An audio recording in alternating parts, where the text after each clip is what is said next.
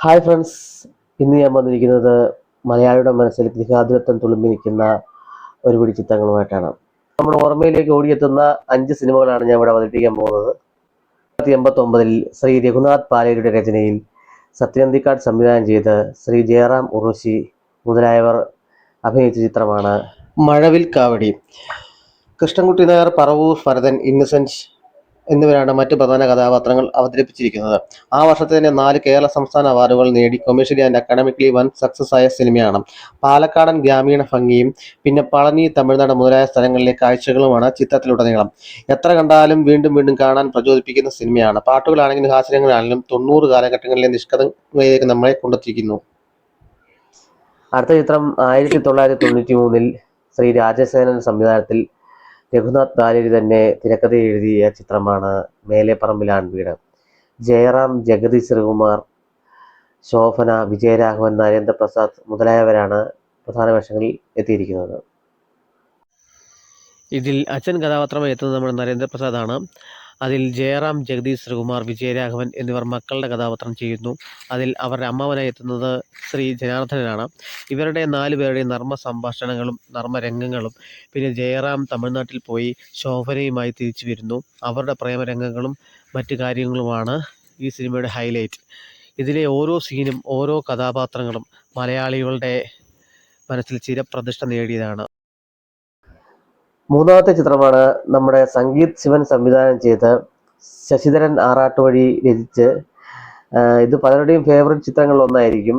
എൻ്റെ personal favourite ആണ് യോധ. നമ്മുടെ ജഗതി ശ്രീകുമാർ, മോഹൻലാൽ, ഉർവശി തുടങ്ങിയവർ മത്സരിച്ചഭിനയിച്ച ചിത്രം. അതിലെ നർമ്മരംഗങ്ങളും ഗാനരംഗങ്ങളും ഒക്കെ നമുക്ക് ഒരിക്കലും മറക്കാൻ സാധിക്കാത്തതാണ്. ഇതിൻ്റെ ഷൂട്ടിങ് കേരളത്തിലും പിന്നെ നേപ്പാളിലുമായിട്ടാണ് കംപ്ലീറ്റ് ചെയ്തിരിക്കുന്നത്.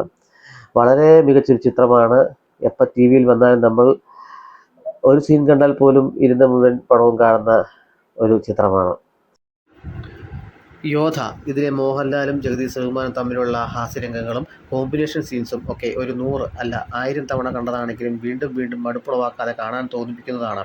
ഒരു സിനിമ അവർ അഭിനയിച്ചതാണെന്ന് തോന്നാത്ത രീതിയിൽ ആസ്വദിച്ച് ചെയ്യുമ്പോഴാണല്ലോ ഒരു നല്ല സിനിമ ജനിക്കുന്നത്.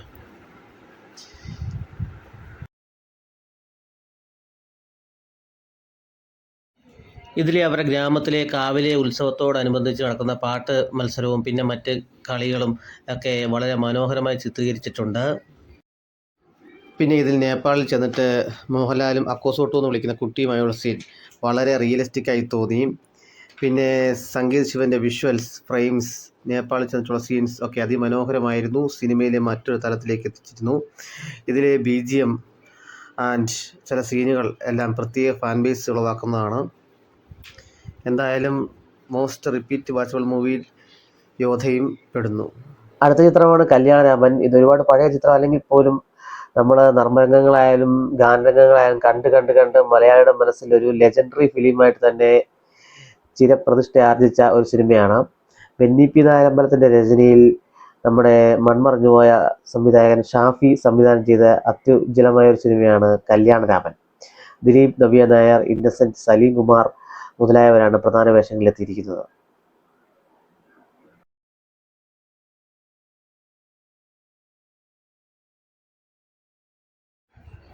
പുരുവൽ കല്യാണം, വൺ മാൻ ഷോ, മായാവി മുതലായ ഒരിക്കലും മറക്കാൻ കഴിയാത്ത സിനിമകൾ സമ്മാനിച്ച സംവിധായകൻ ഷാഫിയുടെ സംവിധായക മികവിൽ പിറന്ന എക്കാലത്തെയും മികച്ച ഹിറ്റാണ് കല്യാണരാമൻ. ഇതിലെ Dileep Salim Kumar combo, Innocent Salim Kumar combo, Navya Nair Dileep combo, അങ്ങനെ കുറേ കോംബോകൾ സമ്മാനിച്ച ഒരു സിനിമ കൂടിയാണ്. പിന്നെ ലാലു അലക്സ്, നാരായണൻകുട്ടി, ബോബൻ ആലിമൂടൻ എന്നിവരാണ് മറ്റ് പ്രധാന വേഷങ്ങളിലെത്തുന്നത്. ഇതിൽ ദിലീപും അപ്പൂപ്പനെ അഭിനയിക്കുന്ന ആളുമായിട്ടുള്ള കോംബോയും വളരെ പ്രസിദ്ധമായിട്ടുള്ളൊരു കോംബോയാണ്. അങ്ങനെ ഒരുപാട് കോമ്പിനേഷനുണ്ട് ഈ സിനിമയിൽ. ഇതിലെ കോമഡി, അതായത് നർമ്മരംഗങ്ങളെല്ലാം വളരെ ഹിറ്റാണ്. ഒരുപാട് റിപ്പീറ്റ് വാച്ചബിൾ ആയിട്ടുള്ള കോമഡി സീൻസാണ്.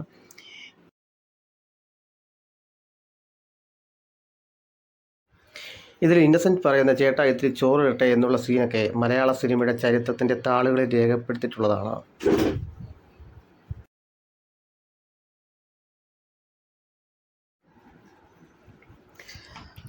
അങ്ങനെ കോമഡി സീനുകളും പാട്ടും പിന്നെ ക്ലൈമാക്സിൽ അല്പം വിരഹവും ഒക്കെ ആയിട്ട് പോകുന്ന കല്യാണരാമൻ 2002 ഏറ്റവും മികച്ച ബ്ലോക്ക് ബസ്റ്ററുകളിൽ ഒന്നായിരുന്നു.